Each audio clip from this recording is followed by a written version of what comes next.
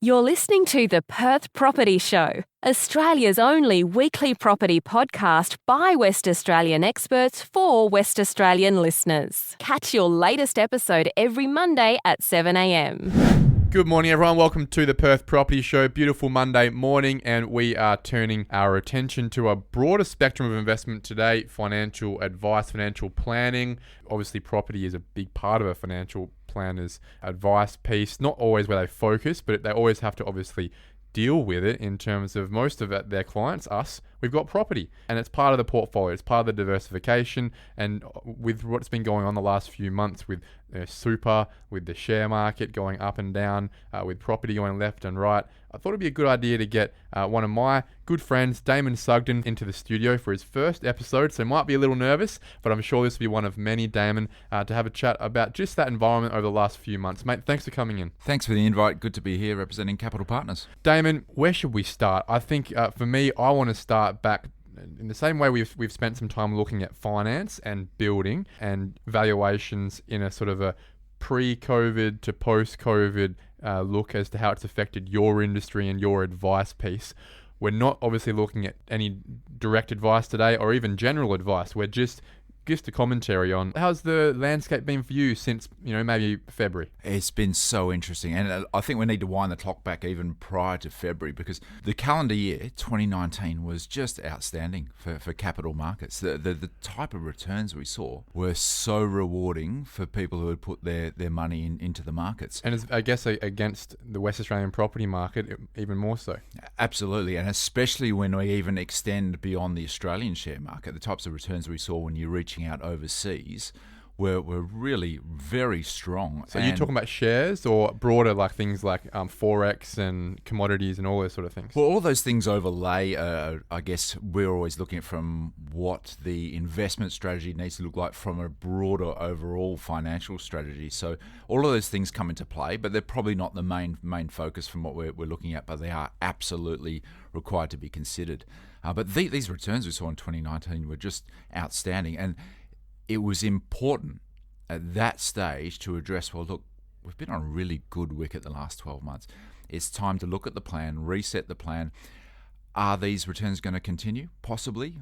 Are they sustainable? Or is it likely at some stage there is going to be some sort of event that will rock markets? And History the answer repeats is always itself, doesn't it? It does. It's funny we call them black swan events, but after so many 7 to 10 year cycles we've gone through in history, how can they be black swan? It's like, surely someone who's been in the market for 3 or 4 cycles, like yourself, as you just alluded to, is going, yeah, we're clearly in a boom market. We're about 7 to 10 years from the last crash. Get ready for the next unrecognizable black swan event. Isn't that interesting? And it's so hard to do because you're at the peak of optimism right at that stage. You're saying, no, the sentiment, the feeling is, this is the new normal. This is how it's going to continue on for the foreseeable future. When it's really then you need to take stock and potentially look at taking profits in line with your plan and banking those profits ready for that rainy day, which is hard to do when you're on a winning streak. It's hard, isn't it? It's hard. It's when do you cash out the chips at the casino? It is, and it requires discipline. And if you've got a plan, a broader plan that encompasses your broader goals to refer back to, and almost acts like a bit of a mandate, a rule book for yourself. Yeah, yep. Exactly right. And you play to those rules, you're not going to get blown up. Greed doesn't come into it anymore. It's going, yeah, we've ticked our boxes. Now it's time to reset. That cliche or characteristics of the great Australian investor is buy at the top and sell at the bottom. The fear and greed going against us, when you really need to buck the trend and have the discipline to do the opposite. Isn't that great saying that Warren Buffett had of be fearful when people are greedy and greedy when people are fearful? Absolutely. That's what a financial advisor is there to do. Exactly. Is to help that. That's right. Help that ideology along. Provide that decisions matrix, provide that external objective view on the markets, on your portfolio, on your strategy. Because personally, we're looking at our own portfolio, property, share market, bond market, whatever it is, we're emotionally invested in that. Yeah. And those emotions can really distort our decision-making ability. So having an objective view, someone to hold yourself accountable and accountable to your plan can really add value. even the most pragmatic person, we're all human beings. We all have ego. We all have a level of narcissism, most of us at least, and we all have greed. These are all sins of ours that have pushed through thousands and thousands of years. They're not going to go away. We are only human. Exactly right. So that's what that advice piece is for. So what you're saying is we had generally a fantastic global market in 2019, and then you're saying, look, things are starting to get a bit hot, regardless. This is pre-COVID, right? And then obviously a non-financial shock came into the market, which had financial and is having financial ramifications. Yeah, so the thinking in markets was there's going to be something, but what's it going to be? And it certainly came from left field. Who would have thought a global pandemic in our modern times would occur? But again, to your point, history repeating, it's happened before. Spanish flu comes to mind in the early 1900s. And interesting to see how far we've or haven't come. I did some reading around that and what people did then to mitigate a transmission of that, and it was stay home, wear a mask. What are we doing today? What are we doing today? 100 years later, stay home and wear a mask. Yeah. So that clearly has made your phone go off the hook. I would have thought people asking, what should we do? So interesting. It was quite the opposite effect to what I thought might happen in terms of new clients coming on board, because all of a sudden people are sitting at home and they're getting to that to-do list of things they'd always intended to get to looking at their estate plan, their financial plan. So all of a sudden we're really busy engaging new clients. But in terms of our existing clients, end of 2019, we were having the conversation of saying, hey, these markets aren't going to continue it forever. We're suggesting we take some profits, bank that in line with your plan to the more defensive portion of your portfolio. And if and when this event happens, we are going to do X, Y, and Z. So the plan was already laid out really clearly. So when they got the phone call mid-March there, they already knew why we were calling. They knew exactly the plan of action that was going to be taken. So they had an element of anticipation. So there's no surprises for them as to what was next. And maybe, again, I'm getting on my soapbox, but that value of having that objective view and mapping out the plan ahead in both good and bad markets is really important for your psyche. Isn't it interesting, though, that a lot of us probably were a bit surprised that, we're not surprised at the market shock in terms of values pulled out of the market from February through to the end of March, but how strongly a lot of equities have pulled back into profit. Massive. Some of these shares that I've been looking at, 500-time return since the 23rd of March. It seems like around the world, the 23rd of March was the turning point, at least in the equity space. And if you pulled out around then and selling when it was low, fearing it was going to keep going lower, then you've missed out on a lot of returns going the other way. One thing that I guess that I've always struggled with regards to shares and equities in general is how live the change in values is compared to property.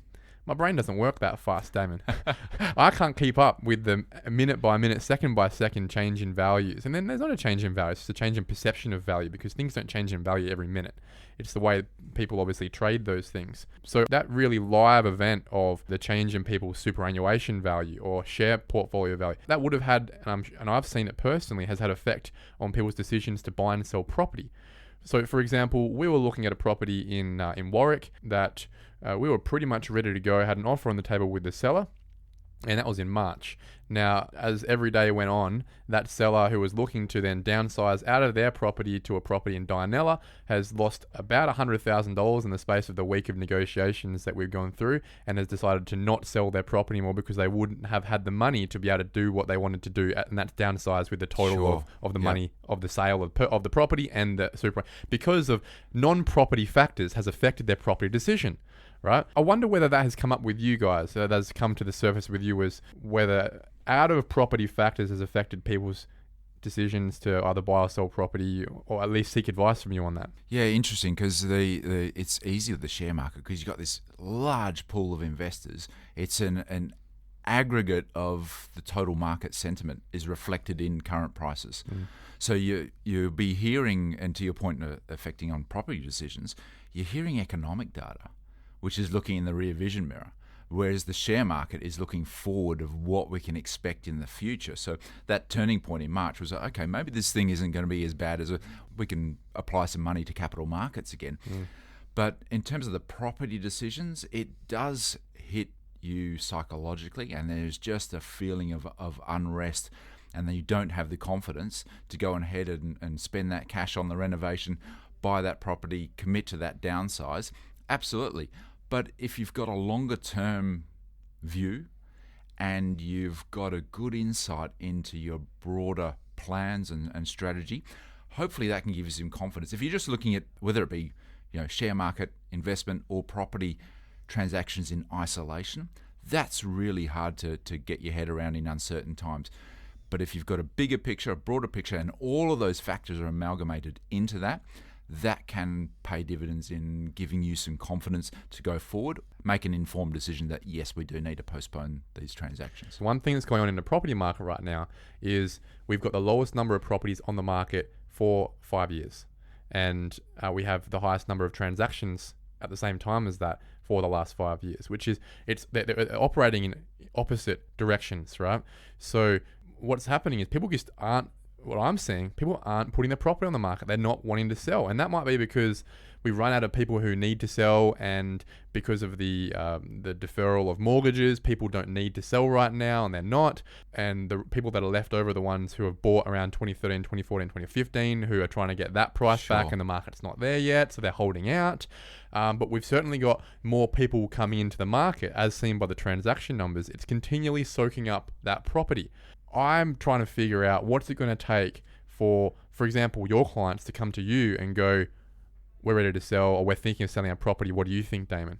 So many wide and different scenarios for each different client, so it's difficult to generalize. But to your point of the pricing, that's part of our, us being flawed humans as well, that we have a tendency to anchor to prices. You might recall a valuation you had on a property at the peak, and that's what you hang on to. That's what you cling on to. And that can really handcuff you to making decisions for your future benefit for yourself. If it's part of the plan, like sometimes we have clients who have had significant stores of wealth in property, but maybe the clock's ticking before they can sell that, liquidate it, and get it into their super account for the most tax-effective long-term outcome for their retirement years.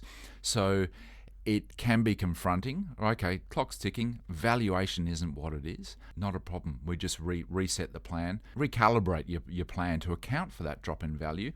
Might mean we need to tweak other aspects of your plan.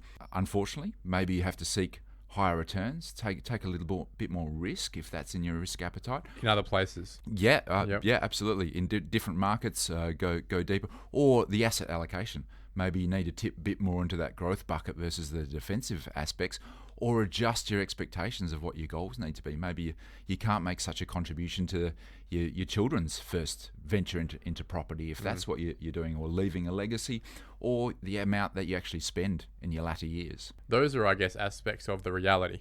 It's dealing with the reality. Either if you still want to achieve your goals, you need to push harder, take more risk in other places, which might still be in property, might be in property development rather than in property investment, which is less, a more passive way to invest. Or again, is let's pull out of property, let's sell that property because it ain't going anywhere for the foreseeable future, especially as a passive investment, and let's put that into something that's a bit more aggressive. Yeah, that's where you guys come in. Is that blank sheet of paper approach where, sure, I'm holding this property. What if you didn't? Yeah, is that the investment I would go into today? Yeah, if I was starting with a blank sheet of paper. Yeah, if the that's answer a fantastic way to look at it. That's what I always say to clients: is this is your current portfolio. You've got for example, you got no serviceability because of all the debt you've got. If I told you didn't have these properties today, would you go and buy them all again? Most of the time, the answer is no. But people feel hamstrung either physically by the fact they don't have any equity in their portfolio, which if they sold them, they'd have nothing to work with, or just that perception of, my properties are worth this to me, even though they're not worth this to everyone else, therefore I'm not going to sell them. Well, it's like, well, do you want to move forward and achieve something now, or do you just want to let the market do it for you in the next 5 to 10 years? As one way is taking control of your future, and the other way is being, again, very passive with your future. Yeah, and to your point, alluding to the liquidity or the potential illiquidity of property, because property is such a powerful wealth creation tool, but you need to balance it with other more liquid measures or ensuring that you've got ready access to cash. If you're all in the property market, that can be very great, liquid, or it can back you into a corner. So very expensive to trade cash on as hand. well, right? Yeah, with transaction shares, costs you pretty much just buying them, selling them some fees. But with property, the reality is you're paying stamp duty to get in, and you're paying seller's fees to get out. And with all of this stuff, if you make money, you're paying capital gains. Yeah, no investment can be access cost free, but yeah, I concede to your point that it can be expensive too. I want some market perspectives out of you, Damon. Right now we've got like good fundamental theory, but do you have any actual of your own opinions about how or perspectives on people who have been calling you and all that about what the actual play, the feel of the market has been since 2019? You're avoiding that answer. Yeah, I am. Because I don't have one. I'm quite agnostic about the short-term view on markets, and it's more about having a long-term strategic allocation to different asset classes, be it property, share market, or appropriate level of fixed interest or bonds, because we simply don't know which asset class is going to fire next and which one isn't. So if you've got a measured approach to having just enough money in each of those asset classes, and you have that discipline to rebalance between them when you can, you're constantly exposed. So you're benefiting from being exposed to the highest performer, and you're rebalancing to the lowest performer for their turn in the sun.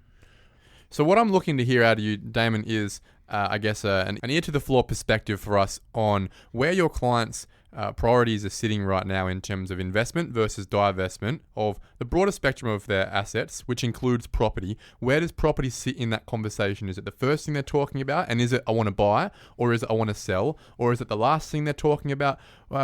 I've told you from my perspective where the market is sitting in terms of, for me, I'm struggling to find people trying to sell that I can buy off of, and my thoughts on why. Where are your conversations with your clients?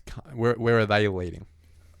A lot of our clients' wealth is significantly placed in property. So it is something that we have to be aware of. Naturally, we're not the subject matter experts. That's why you talk to the likes of yourself on that. But it's something we have to factor into their plan. And there's a couple of different scenarios. So we've got the property investor. And if there was a planned divestment of that anytime soon, we're seeing the trend is that they are postponing that. Why? Prices just aren't what they can stomach in releasing it. Okay, that's a fair reason. Yep. In contrast to that, though, if they have other investable assets that over time are expected to do well, they have confidence to let the property go because they can bank the capital loss and consume that in the future. So with maybe going, look, the property market, the share market's looking better right now. I'm going to sell my property, get the cash out of that, and then put it into the share market. They have a good understanding that over the longer term, they will be rewarded for applying their money to capital markets, whereas I don't think they have that optimism in Perth property at the moment. It's been out in the wilderness for some time, which I'm sure you can attest to. But could also argue for the view of purchasing now because you've got the greatest expected return if prices are so low in property. So greedy when people are fearful. Exactly. Back to that point. So we're seeing other people who are looking to get in the market seizing the opportunity really quite seriously. On the home front, it tends not to matter unless we're looking at the drawdown phase, retiree clients where they're looking to downsize. Then maybe that's hampering some of their plans. When we're talking about people's interest in investing into property in the first place, do you find that it's because they like the idea that they can feel and touch it, or because they believe there's going to be a better investment, because they believe it's less risky, or because they understand it more? Why do people generally come to you and say, we want property to be a part of our portfolio for the future? What are the motivations? I think that tangible aspect, something you can feel and touch, along with understand. People are just so much more familiar than some of the instruments available on other capital markets. So that definitely plays into it. Also, the perception that prices in these sort of physical assets are more stable. the price on your home or investment property isn't published daily. Whereas the front page of the news, quite often the market's increased by X percent, it's dropped, it's plummeted by X percent. It's an emotional roller coaster. Absolutely, and it's published daily. Whereas you don't have, an electronic sign at the front of your house saying your house is valued X today. Yep. You think it's worth what you paid for it 5 years ago, and that's what you're benchmarking against, and it gives you a feeling of confidence and stability. Yeah, I like that. That's a big reason as to why I focused on property for most of my adult life, is because it gives me time to make strategic decisions about my investment portfolio without the rug being pulled out from under me. And my brain doesn't work that fast, as I've said before in episodes, is I need time to be able to consider the broader macro market and then drill down into the micro market. And once I've done that in property, then I can make a really good understanding as to this property on this street for this reason. And most of the time, it's for development purposes, because that's where I see wealth creation in terms of what I can control. Okay, so we've had that aspect from 2019, a bit of an aspect on what people are thinking with their financial planner about property at the moment. Going forward, what do you think that the advice piece, that the diversification mix will be for your clients who are West Australian clients who also have a diversified portfolio? Where is property going to sit? When you sit around the round table with the partners at Capital Partners, where are their perspectives in terms of that general advice piece on how property in Western Australia right now fits into someone's broader portfolio compared to maybe a year ago? Property always forms a significant part of the families that we work with and their wealth. We don't have the expertise to advise on how much and when, but we will certainly guide them in terms of the parameters of their broader plan and what they want to achieve over their life. And incorporating property can have significant payoff and benefits, but coupled with that, you do take on a lot of concentrated risk. So going into those transactions, it's a case of educating yourself to the absolute utmost in liaison with experts like yourself on what they're actually going into, and thinking through the worst case scenario is also just as valuable as looking at the potential of the deal. Great point. Yep. So with property investment, for example, the reality is you go and buy a property, you're already down the amount of stamp duty you just paid. So you buy a house for $500,000, you're down 20 grand. Now, obviously, you've taken out probably about 400 grand in debt to do that as well, because you put your 20% in. So there are benefits to that, obviously, that leverage, because with leverage, property is one of the only things you can really leverage like that. Shares you can to an extent with blue chips, but nothing like property. With leverage, if the market's going the way you hope it to go, with passive investment at least, you can turn 100 grand into 200 grand within the space of a year doing nothing to it, right? Through leverage. But at the same time, that 100 grand you put in as a 20% deposit, you look at a place like Ellenbrook or Bold Ibis over the last 5 years, if you actually did put 20% in, which is rare in those areas, you would have lost it all in that last 5 years too.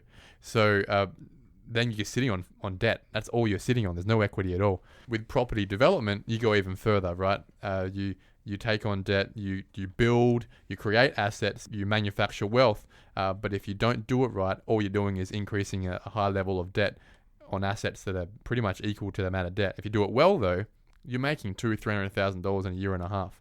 That's, I guess, right at the top spectrum of the risk profile for you guys when you're considering, when a client comes to you and says, look, I'm looking at doing a property development. You guys, I guess, consider that. But obviously, again, what is the worst case scenario? What's the worst thing we do? I think it really comes down to, for me at least, that's how we always look as well. What's the worst case scenario when we go into this development? If the market does punch out, or if we get our numbers wrong here, at the very worst, that we just didn't make any money, we really want to make sure we're not losing our money in the first place, though. That's something where I think property development, if done right, can actually be a less risky thing if you know what you're doing than passive investment, because you're in control, you make your decisions, you're not beholden to the market. Yeah, I think that contingency planning is really important, and even a bit of scenario modelling. The what-if scenario. What if prices do plummet? What if interest rates spike? How is that going to affect my life and my lifestyle and my other investment plans?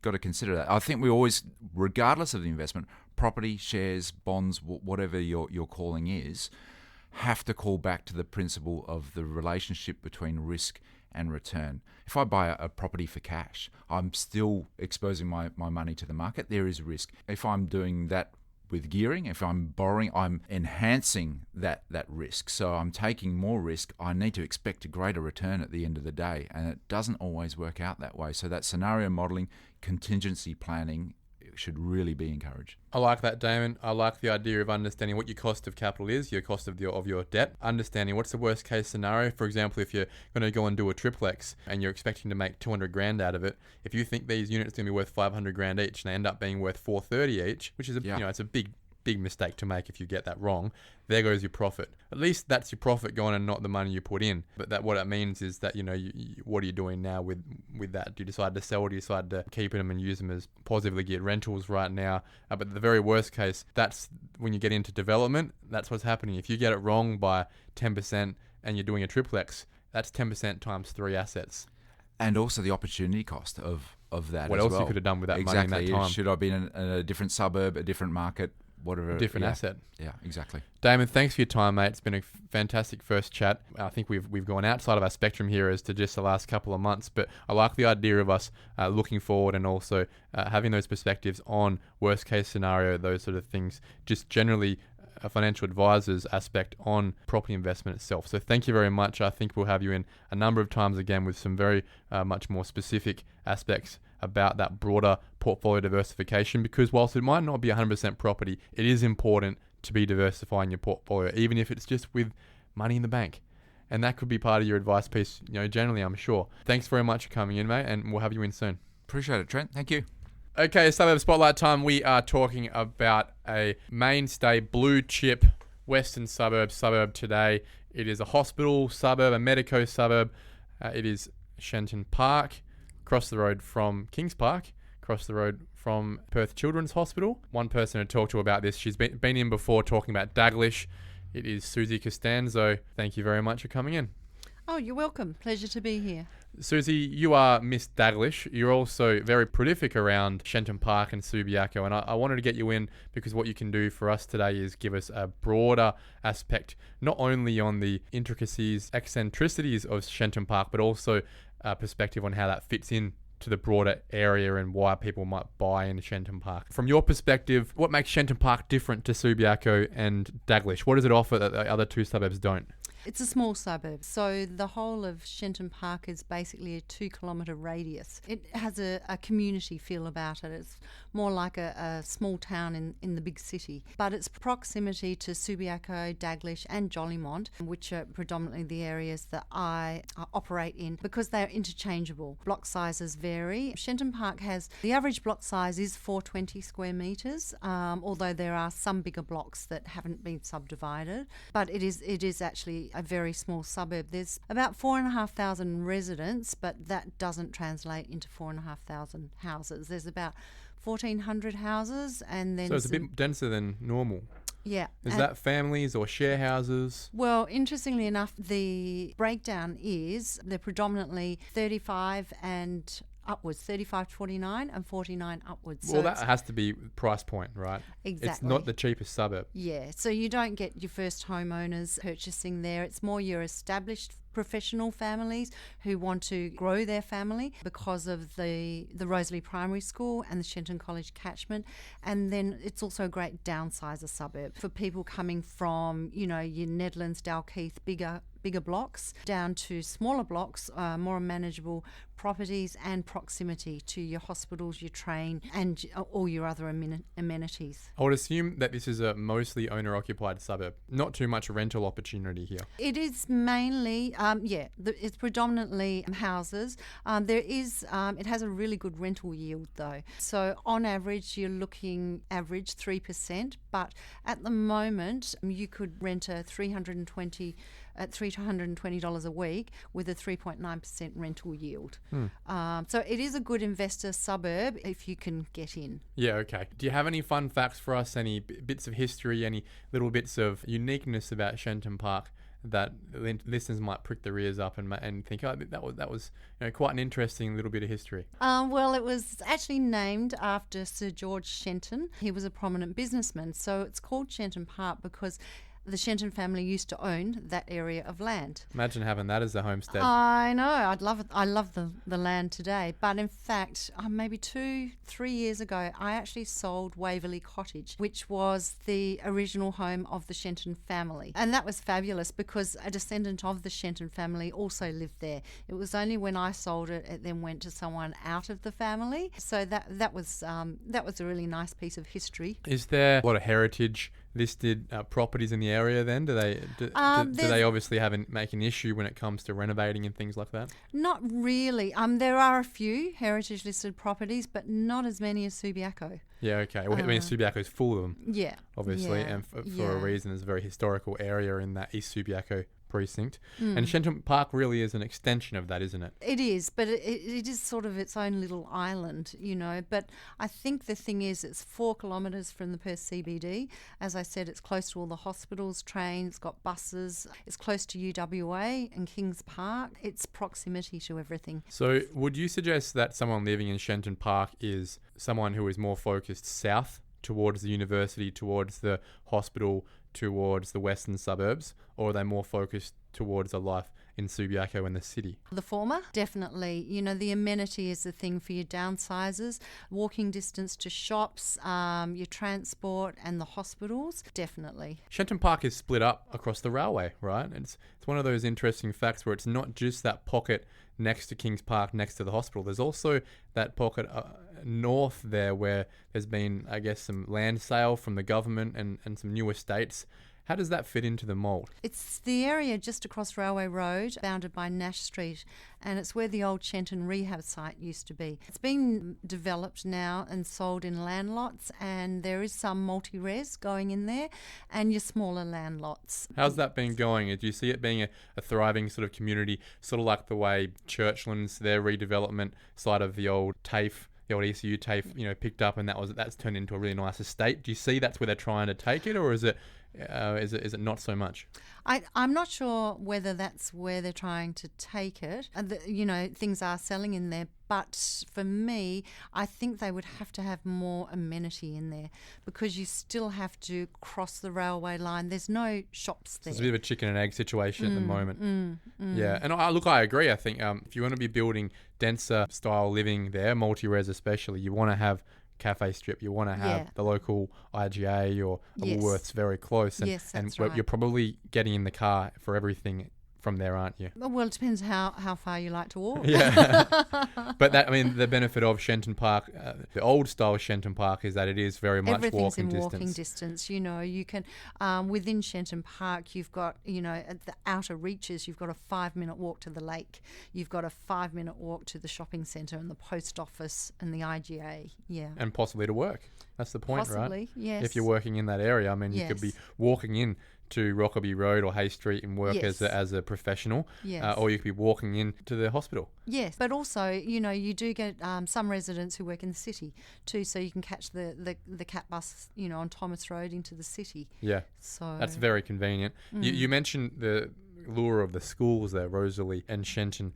That has to be, I guess, something that brings in a cycling of owners who come in with young families and stick around and then possibly downsize once the kids are out of Shenton College. That's right. And that's where the transition possibly from Shenton Park to Daglish, Subiaco, people move within the 4 suburbs and it's giving them different options at different periods of their life. Yeah, that's a great point, and we see that in a number of areas around Perth, where I mentioned this last week with Mark Anderson, talking about how there is a natural progression between suburbs within wards.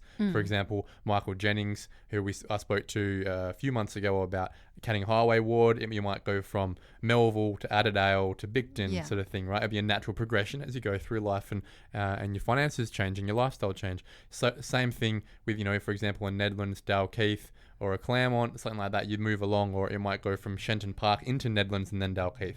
And the other way around too, when you want to downsize and have things within walking distance. So it's interesting to note that there is still that sort of internal circle there between what is offered in places like Daglish, Shenton Park, Subiaco and Jolimont. They're very much cycling from a hip lifestyle to a family lifestyle to a very much a quieter lifestyle where there are different aspects about where you work that you can live. They say that most people, when they're moving house, regardless of their stage in life, will move within 5 kilometres of their original residence.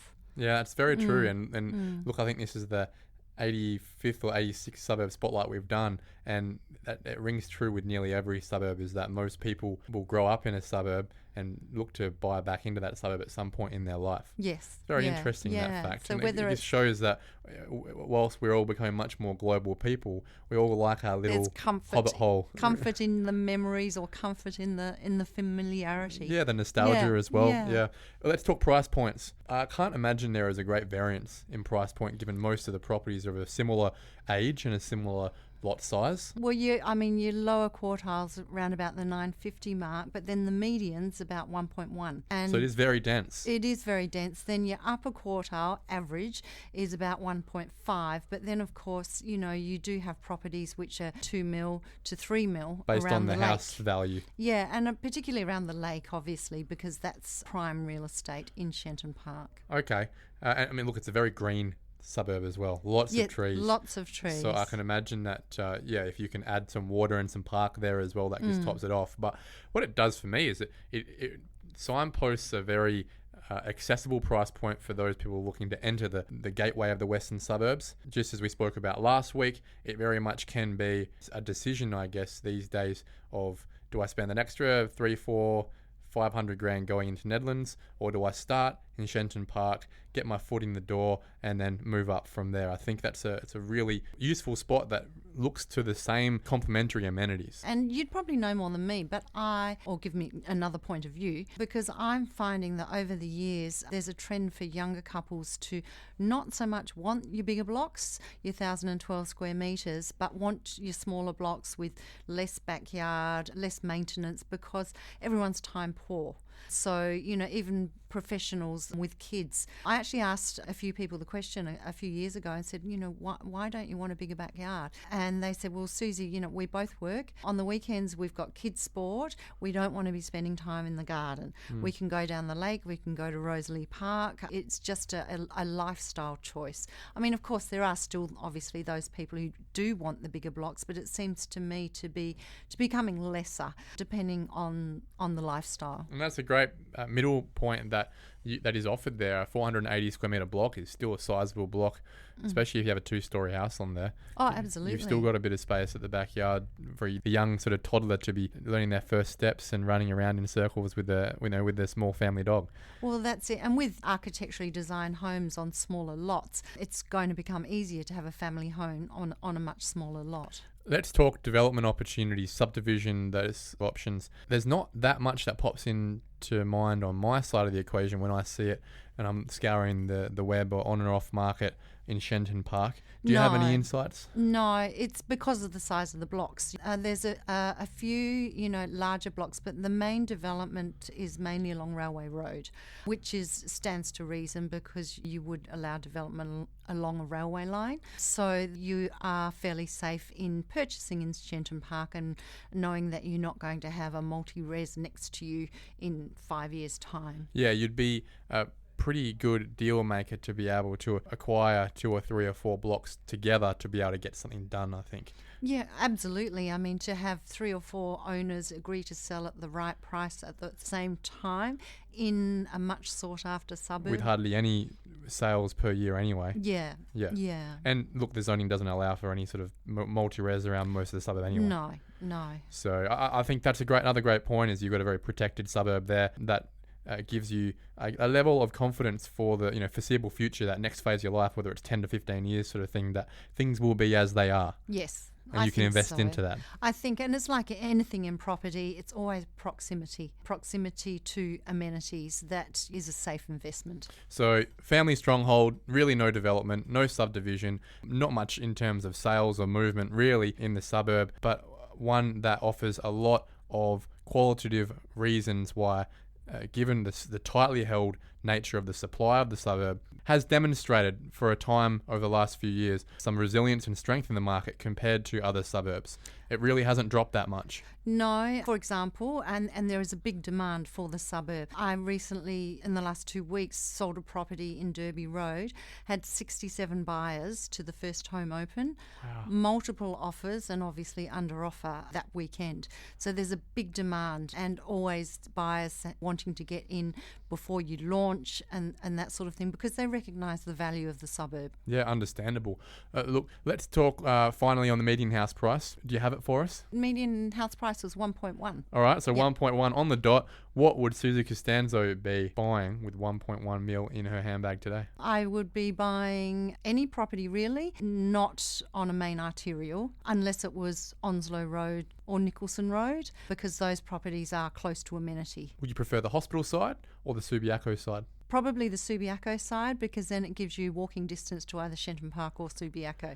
That's just a personal preference, because I do also have a lot of demand from the medical community who prefer the hospital side. But isn't that fantastic that there really is no right or wrong answer in that suburb? No. Every which way you go, whether it's east, you're going to Kings Park, if that's what what's important to you. If it's south, it's the hospital. If it's west, you're next to the train station. And if it's north, you're walking distance to Subiaco. Every way you go, there is a right answer for you based on your personal situation. Well, that's it. And also, if you're wanting your bigger blocks, you just go a step across the railway to Daglish. Yeah. And that offers the same amenity. I love that. Very good plug for the rest of your suburbs. Suzy, thank you very much, mate. Appreciate you coming in. We'll have you in again soon, I'm sure. Thank you. Thank you for listening to another episode of the Perth Property Show. If you've only just joined the conversation, you can catch up by heading over to our website, perthpropertyshow.com.au, subscribing to the podcast, or joining our Facebook page. Don't forget to tune in next Monday at 7 a.m. for more expert insights, local analysis, and suburb spotlights. Happy hunting!